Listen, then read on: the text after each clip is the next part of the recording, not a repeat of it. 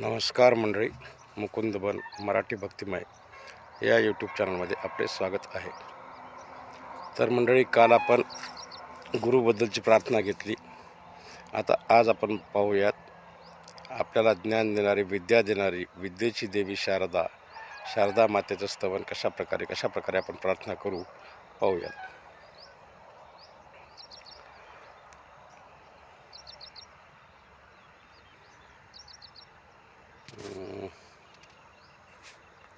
तर चला मग शारदा मातेची प्रार्थना करूया.